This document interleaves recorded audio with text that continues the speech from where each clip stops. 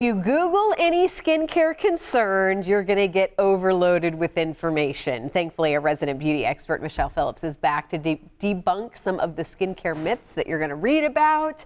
This is so true, and me and you have just been like chatting away before we get started. I think we did a whole segment right before we started because these are really common questions. Yeah, so let's start with some of these misconceptions. We're starting with sunscreen, correct? Yes, we have cooler months here around, here in Florida. But that doesn't mean that you shouldn't wear sunscreen. Okay. And a lot of people think that you should only wear sunscreen when you're out in the sun, like laying out or outside doing activities, or only when it's sunny outside. Or like me, sometimes you go, well, I have so much makeup on, surely that's a barrier. And a lot of times if your makeup has an SPF in it, you're not exactly protected because you really want to have an SPF with UVA and UVB protection because sun is the #1 cause of skin cancer. I know because I had pre-skin cancer this year and I had to use that topical chemotherapy cream. Not fun. You don't want to do that.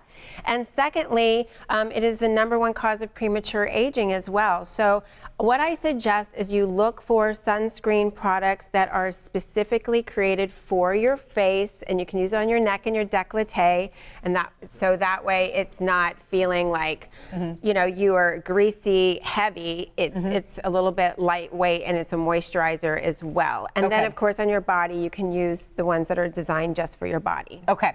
All right, now let's move to this. And I am such a huge fan of these, but I think I have a feeling I was overusing them. Yes, so the myth is that you can use makeup wipes all the time to take your makeup off and your skin is fine. And there's lots of wipes out there that talk about anti-aging and then, moisturizing and oil-free and all that stuff. Okay, so of course, most of the time at night, we are tired. We do not want to. I know, that's why I was using them all the time. But what happens is you don't really remove your makeup off properly. You're leaving chemicals on your skin because you're not rinsing your face. And these are good for those nights, when you're absolutely exhausted once in a while, fine. Or for the raccoon eyes and you got to get the excess makeup off from your eye makeup. But what I suggest is you find a cleanser that you really like to use. I use a makeup melt.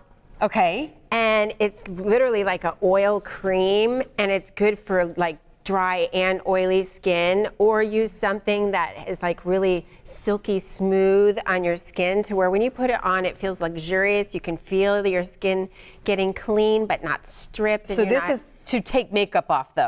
And it also cleanses your face at night and doesn't strip it. Do you use a washcloth or do you just use your hands? You can use a washcloth with either one of these or your hands. So either one. I sometimes use a washcloth just to make sure I get everything off, but this key is make sure you don't skip washing your face because that's when you're going to get breakouts and all kinds of issues with your skin too.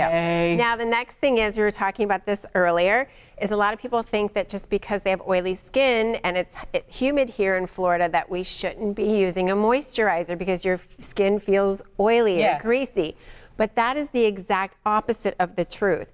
If you don't hydrate and moisturize your skin, what's going to happen is your skin is going to say, oh, I need to produce more oil to overcompensate. So you're actually working against yourself. So what I suggest is, use a lightweight moisturizer, or at least use a serum that's hydrating, or a vitamin C serum, to at least give your skin that boost, and find something that's lightweight and oil-free. All right, we have about 30 seconds left. What's your last tip here? Exfoliating. Be very careful with using exfoliants every day or harsh products that have a lot of glycolic acid or salicylic acid in it, because you over-exfoliate your skin can become more sensitive and you can have more redness and more irritating, irritants to your skin. So what do you recommend? So use these products sparingly. If you start seeing that your skin is getting dried out or irritated, exfoliate with an exfoliator that's like a granule, maybe 2 to 3 times a week, once or twice if you're sensitive. But if you're using products that already have glycolic and salicylic acid in them, those things are going to act normally. They're just going to exfoliate your skin in the process of using them, so you don't need an exfoliator on top of it. And back off of it for a couple days if you're getting too irritated. Maybe just use those a couple times a week. Good to know. Lots of great info. I know. This is amazing. We didn't even know it. Asking me all this before we went on the air, and I was like, perfect segment for you. Michelle, thank you so much. We always love when you're here. And of course, we'll put more details on how you can find out more about Michelle on our website too.